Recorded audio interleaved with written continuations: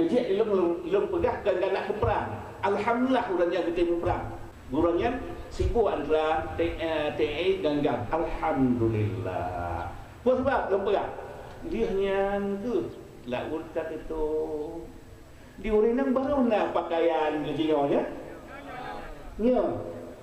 Apa tahun 80 ke dia tak pegang. Di katanya orang tekalan anak katanya orang dejak anak Cina dulu. Alhamdulillah senang anak tu jauh bahkan ganteng anak katanya ni. Ha? Ha? Munyo dia anak Cina nak pakaian dia ini dia anak katanya lubu-lubu di luar je. Ha? Tekalan perumah tu katanya manta muda. Tekalan dengan hangkalah katanya orang Cina. Ha? Tekalan pakaian sang-sang perumah Cina dengan perumah katanya sabar. Katanya nama saya yang anda mau tahu dek kalau kamu boleh yang mana kau nya menyunan kalau pegah kada perang lu alhamdulillah dengan perangnya Cina kadiwe kadian dagang urang tu nya ditanya urang benar pakaian kah dan kada ada penting tahap kedua penting tentu pakaian tentunya kalah hina di orang kana pakaian terturi ohnya urang terima dengan buat orang Aceh menang, tu Jakarta, tu Malaysia bersamanya di orang ini kamu pakai pakaian do, pakaian orang beriman tentu jilbab. Sekiranya hendak mana pandai lagi bui mana hendak, hai bebas pandai kemudian akibat dia bebas pandai di orang dia pandai. Kata berjalan bui lah meluarnya bagi bui katanya dia ke bui. Hai, lang sekali langnya buat gelek bui.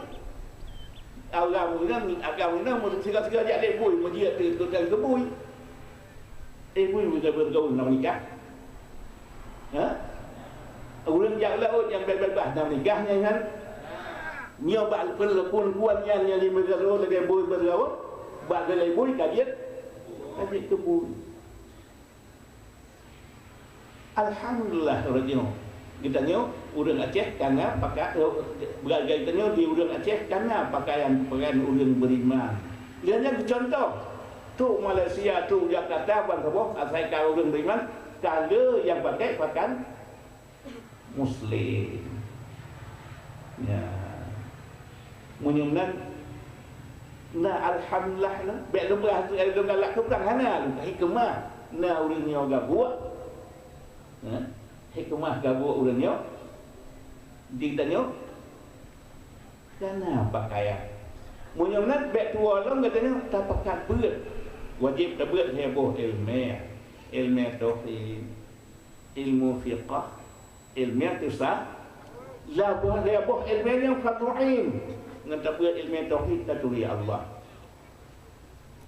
ngan tak beut tasawuf tak buat fiqah tak tengok kuat lagi oleh Allah. Dari hotel semayang, hotelnya, cara berdua, cara tung orang, sebagainya. Dan tak buat ilmu tasawuf tak kuat akibat.